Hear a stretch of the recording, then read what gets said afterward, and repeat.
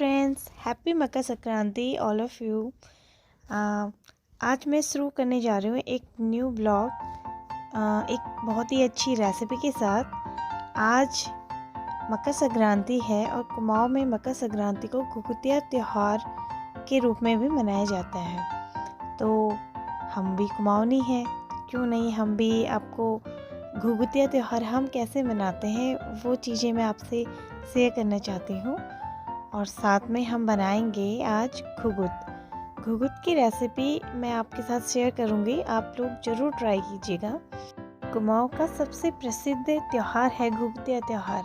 और घुघुत बनाने के लिए हमें चाहिए आटा और गुड़, सूजी, थोड़ा सा सौंफ और बस बन गए हमारे घुघुत। चलो आज मैं घुघुत की रेसिपी के साथ साथ इसको मनाने का मतलब क्यों हम घुघुतिया त्यौहार मनाते हैं इसके पीछे का जो कारण है वो भी आपको बताने जा रही हूँ। घुघुत नॉर्मली मकर संक्रांति पर ही बनाए जाते हैं। मकर संक्रांति के दिन पूरे देश में मकर संक्रांति मनाई जाती है, बट कुमाऊँ में मकर संक्रांति मनाने का एक अलग ही एक रीज़न है। और मकर राशि जो सूर्य होते हैं मकर राशि में प्रवेश करते हैं मकर संक्रांति के दिन, इसीलिए इसीलिए मकर संक्रांति मनाई जाती है। बट जो कुमाऊँ में मकर संक्रांति का एक रीज़न है वो ये है, कुमाऊँ के एक प्रसिद्ध राजा थे राजा कल्याण चंद्र। उनकी कोई भी संतान नहीं थी। उन्होंने संतान प्राप्ति के लिए बैजनाथ मंदिर में पूजा अर्चना की। बहुत सारे मंदिरों में उन्होंने पूजा अर्चना की, परंतु बैजनाथ मंदिर में उन्होंने एक स्पेशल पूजा की संतान प्राप्ति के लिए। और शिव जी की पूजा अर्चना करने के पश्चात उन्हें एक पुत्र की प्राप्ति हुई। पुत्र का नाम उन्होंने रखा निर्भया चंद्र। जो उनके पुत्र थे वो जब बचपन में उनकी माता जी ने उनके पुत्र के गले में एक मोतियों की माला रखी हुई थी, उनको पहनाई हुई थी, जिसपे कि कुछ घुंघरू भी उन्होंने बांधे हुए थे। तो जो निर्भया चंद्र था उन्हें वो माला बहुत ज़्यादा प्रिय थी। तो जब वो खेलते थे, जब निर्भया चंद्र खेलते थे तो उनके साथ कुछ कौवे भी आके बैठते थे, क्योंकि कौवों को क्या होता है कि थोड़ा अट्रैक्ट होते थे वो उस माला से। तो कौवे भी आके बैठ जाते थे निर्भया चंद्र के साथ। तो उनकी जो माता थी वो निर्भया को जो भी खाने पीने को देती थी, कौवे भी वहाँ पे बैठते थे तो उन कौवों को भी वो कुछ न कुछ खाने को देती थी। तो कुछ टाइम बाद क्या हुआ, जो कल्याण चंद्र का एक मंत्री था, तो मंत्री के दिमाग में ये बात पहले ये थी कि राजा का तो कोई संतान नहीं है, तो शायद ये जो राजपाट है राजा के बाद मंत्री को ही मिल जाएगा। परंतु संतान होने के बाद मंत्री के दिमाग में ये बात आई कि अब राजा का जो ये काम है ये सारा तो इसका पुत्र करेगा, तो मंत्री को कुछ नहीं मिलने वाला। तो मंत्री ने क्या किया कि एक बार निर्भया चंद्र को, जिसका नाम घुघुती था, घुघुती को किडनैप कर दिया। अब उन्होंने किडनैप कर दिया और वो लेके चले गए उन्हें जंगल में। मंत्री लेके चले गया जंगल में। जंगल में क्या हुआ कि जब वो जंगल में ले जा रहे थे बच्चे को मारने के लिए, तो कुछ कौवे ने, एक कौवा था जो नॉर्मली रोज ही निर्भया चंद्र के आसपास घूमता होगा, तो उसने देख लिया। उसके गले से जो माला थी, तो निर्भया चंद्र के हाथ में थी वो माला। तो कौवे ने क्या किया कि वो माला छीन के वो उड़ के महल में ले आया माला को। और हर जगह उसने काव काव शुरू कर दिया चिल्लाना, और उसके साथ साथ बाकी कौवे भी चिल्लाने शुरू कर दिए। अब पक्षियों का क्या होता है कि एक ही जगह पे बहुत सारे पक्षी जब चिल्लाते हैं तो हम लोगों का ध्यान अचानक से उस साइड जाता है। और वैसे ही हुआ। राजा को पता चला कि मंत्री ने उसके बेटे को किडनैप किया हुआ है। मंत्री ने उसको राजा ने मंत्री को सजा दे दी, पनिशमेंट दे दिया उसे। तो उसके बाद क्या हुआ कि राजा कौवे की इस बहादुरी से और इस साहस से बहुत खुश हुआ। और राजा ने दूसरे दिन आई थिंक 13 को उसके दूसरे दिन मतलब राजा ने अनाउंस कर दिया पूरे राज्य में कि हम घुघुतिया एक त्यौहार मनाएंगे और इस त्यौहार में जो भी आप लोग मतलब उस त्यौहार की विशेषता ये होगी कि उसमें हम आटे और सूजी मतलब सूजी का नहीं था उस समय, बट आटे से और गुड़ से जो पकवान बनाएंगे और कौवे को खिलाएंगे। स्पेशली कौवों के लिए एक फेस्टिवल रखा गया था, तो वही फेस्टिवल अभी भी हम लोग मना रहे हैं। ये बोला जाता है कि कुमाऊं में अभी भी मतलब उस फेस्टिवल को मनाया जाता है और इवन हम भी अभी मना रहे हैं इस फेस्टिवल को। तो ये थी पूरी कहानी घुघुतिया त्यौहार की। और साथ हमारा जो गुड़ है, गुड़ भी अब आते हैं हम रेसिपी पे रेसिपी पे आ जाते हैं। और गुड़ उबल चुका है और उसमें मैंने कुछ डाल दिया सौंफ। तो ये सौंफ क्या करेंगे कि थोड़ा सा उसको फ्लेवर देंगे। तो वैसे जो पहले जो पारंपरिक तरीके से जो बनाए जाते हैं उसमें ज़्यादा कुछ नहीं डाला जाता है, बस आटा और मैंने तो मेरी जो दादी हैं, नानी हैं, उन्हें आटा और गुड़ से बनाते हुए देखा है। ये जो आप डिज़ाइन देख रहे हैं ये है योशु के पापा की कलाकारी, क्योंकि ये हमारे सामने जो विंडो थी तो ये तो आर पार दिखता था इससे ना पहले। तो इसके पापा ने, योशु के पापा ने, रावत जी ने क्या किया कि उस पर पेंट मार दिया एक अच्छा सा उसमें पैटर्न बना दिया उन्होंने। अब देखते हैं, शायद लगता है गुड़ भी हमारा हो ही गया है, तो कंटिन्यू थोड़ा सा करते हैं गुड़ को।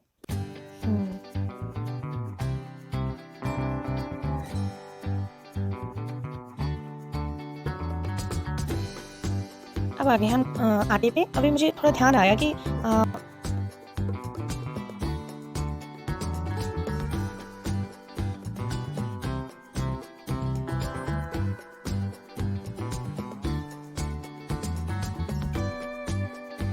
दोनों हाथों से मिक्स करना स्टार्ट कर दिया है। जब तक अच्छे से मिक्स नहीं हुआ तब तक ये मतलब अच्छे से बनेगा नहीं। अगर मैं रिफाइंड जो मैंने डाला है इसमें तेल और वो दूध डाला है, अगर अच्छे से मिक्स नहीं हुआ तो ये काफ़ी कड़क हो जाएंगे। रिजल्ट तो बाद में पता चलेगा कैसे बनते हैं ये, बट इवन जितना मुझे नॉलेज होता है मैं कर रही हूँ, बनाती हूँ इसको फटाफट।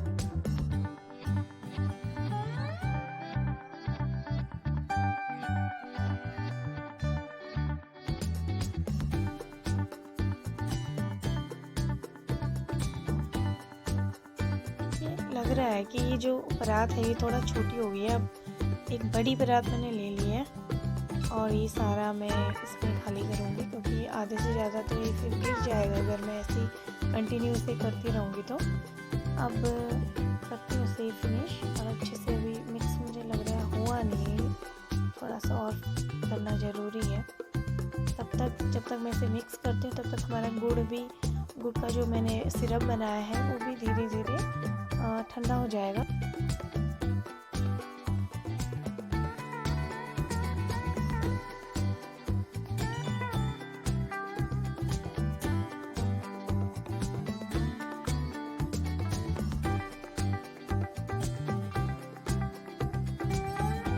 तब तक मैं थोड़ा इसे चम्मच से हिला के थोड़ा सा ठंडा करने की कोशिश करती हूँ। I hope. वैसे घुघुती त्यौहार से रिलेटेड एक बहुत सारी यादें हैं हमारे बचपन की, और मुझे लगता है कि बहुत सारे मेरे ऐसे सब्सक्राइबर भी होंगे जो घुघुती त्यौहार मनाते होंगे, उनकी भी कुछ यादें होंगी। प्लीज़ आप कमेंट कीजिएगा अगर आपकी कोई यादें हैं तो। मेरी बेस्ट मेमोरी ये है कि मेरी जो नानी है और मेरी जो दादी है वो मेरी दादी, मेरी नानी ही नहीं, जितनी भी गांव में लेडीज़ हैं कुमाऊं में, वो लोग क्या करते थे कि घुघुती त्यौहार के दिन माला बनाते हैं बच्चों के लिए। ये त्यौहार कौवों के साथ साथ बच्चों के लिए भी बहुत ही इंटरेस्टिंग और बहुत ही ज़्यादा मतलब वेटिंग करने वाला, मतलब बच्चे वेट करते रहते हैं इस त्यौहार का। क्योंकि इस दिन क्या होता है कि जो माताएं हैं और दादियां हैं वो लोग क्या करते हैं कि माला बनाते हैं घुघुत की माला में वो लोग जो घुघुत का जो शेप होता है वो ज़्यादातर मतलब जो शेप होता है, अभी आगे आप वीडियो में देखोगे कि घुघुत किस शेप में बनाए जाते हैं। परंतु गांव में क्या होता है कि अलग अलग शेप में बच्चों को खुश करने के लिए, जैसे मेरी दादी जो थी वो हुड़की बनाती थी, और चक्री, जलेबी, तलवार, चिड़िया और बहुत गुगुते के साथ साथ माल्टा, नारंगी, जो समय नॉर्मली फ्रूट्स जो घर में अवेलेबल होते थे वो भी पिरोई जाते थे। और सुबह सुबह सारे बच्चे वो माला पहन के पूरे गांव में चक्कर काटते थे हम लोग। और साथ में दिन भर मतलब वही जो गुगुत बनाए हैं उन्हें खाते जाते थे।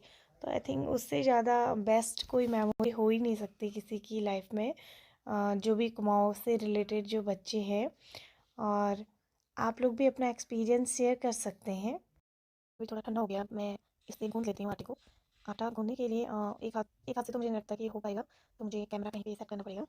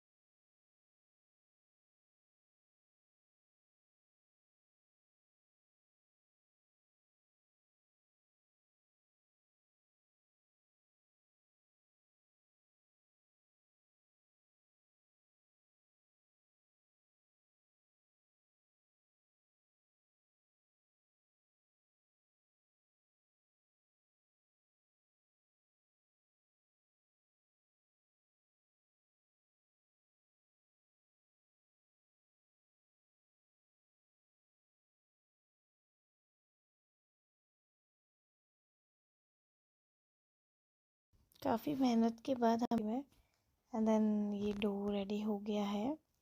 और कुछ टाइम इसे ऐसे ही मतलब मैंने ढक के रखा था।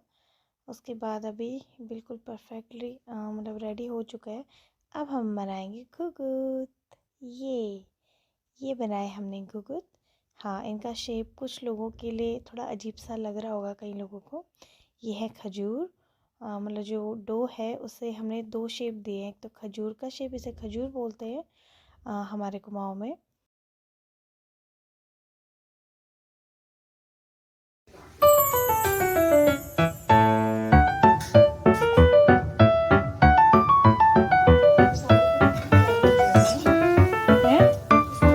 ज़्यादा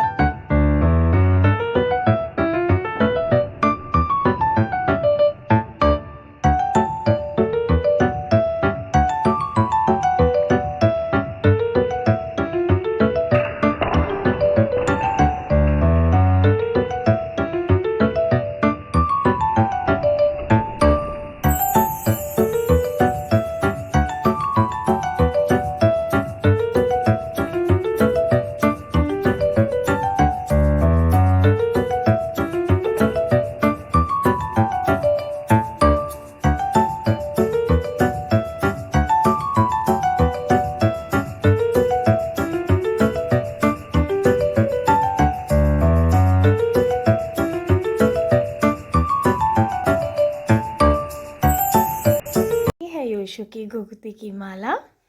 ये है हमारी योशु।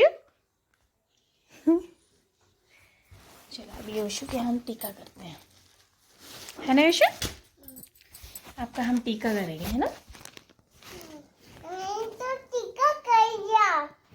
टीका तो कर दिया ना, फिर से कर लेंगे तो अच्छे से, ठीक है?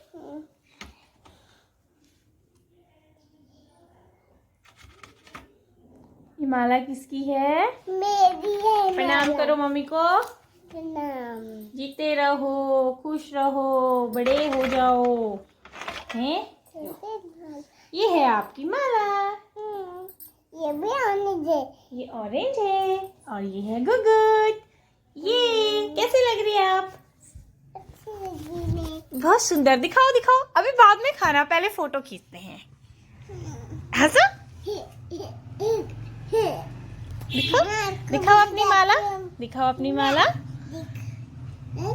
अरे वाह, आपकी माला में तो घुघुते हैं, वो है ऑरेंज है, माल्टा और डमरू भी है।